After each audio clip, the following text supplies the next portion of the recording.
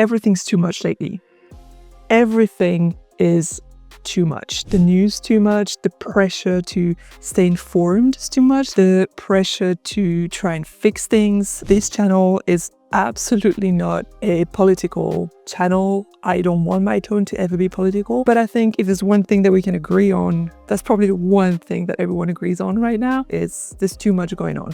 I don't think I remember one moment in time in my life where I've been that stressed out, that overwhelmed by everything happening. And that's of course because of two things. The first one being that I don't think there's ever been a time in my life where there's been that much going on at the same time. And the second one being that we consume information in a different way, right? We're just constantly fed from everywhere all the time about what's happening. I've been just choking on the news. That's literally how it feels. As I'm speaking, I actually feel like I'm kind of struggling to breathe. And so today it's a bit of a special tone because I don't want to be sharing actionable tips or specific actions to implement in your everyday life that could help you. I like those. But today I don't want to add to the noise. So it's more about sharing a couple of mindset shifts. Let's call them mindset pillars that can help you create some breathing space in these crazy times for you to breathe, calm down. I'm just going to talk about two of them. And honestly, even these two pillars can be summarized in a couple of words, which are conscious presence.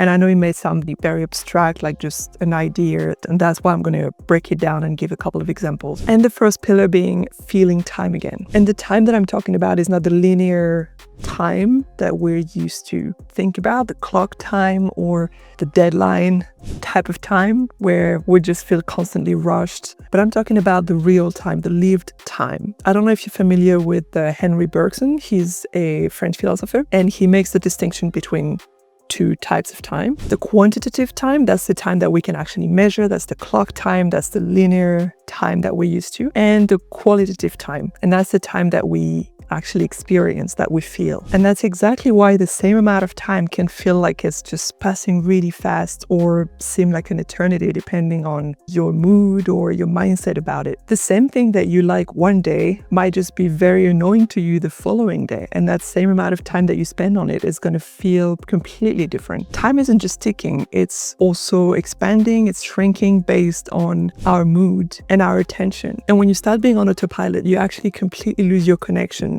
to time. I don't know if it happens to you, but like many times, especially when I'm very stressed and I start overthinking a lot and just having my mind racing, I may do something for like 10 minutes and then just realize like, oh, I was literally doing that on autopilot. I just wasn't there. And so that's why when you slow down and when you get that connection back to time, it's very grounding and it reminds you, okay, I'm here, I'm alive, and I'm okay right now. And it really can be while you're doing very simple things. I try to do that more and more, just going on a walk every other day. And I just go by a little lake that I know. There's a lot of birds there. And I actually take the time consciously to slow down and observe a little bit, even if it's for a few minutes. And even if you're bored, it's actually a good thing because then you really feel the time that's passing and you experience it for what it is. You see what I'm saying? It's not actually one thing that I'm advising you to do or anything. It's just an act of presence. And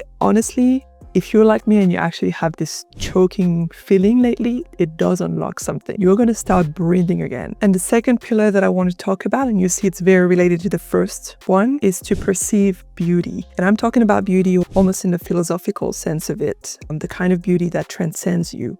You may be familiar with Simone Weil. She's another French philosopher, and she says something beautiful about beauty.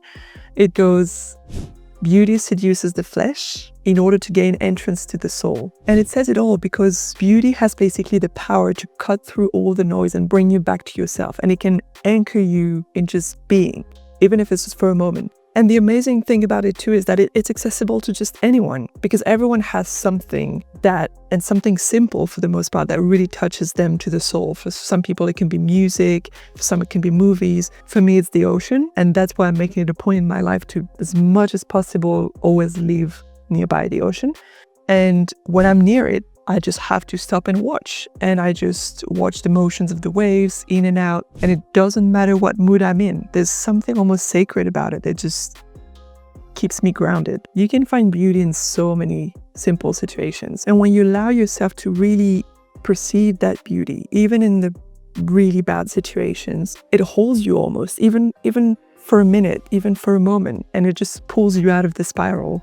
And something I'll add about this is that this year has been extremely difficult for me, psychologically, financially, basically everything. It still is. But you know what I've kept seeing out of this is the love and support of my surrounding, how everyone showed up in ways that I never expected. And seeing that beauty despite the mess that I was in and that I kind of still am in changed everything, because I was overwhelmed again, but this time with gratitude. And that reminded me of this movie Collateral Beauty, if you're familiar with it, because it just reminded me that even in situations of chaos where everything goes terribly, there's always beams of light, and you just have to pause long enough to see them. And that's why those two pillars are so tightly connected. Because if you pause long enough to see beauty in the middle of pain, grief, confusion, it gives you hope. And so just like me at the moment, you're feeling completely overwhelmed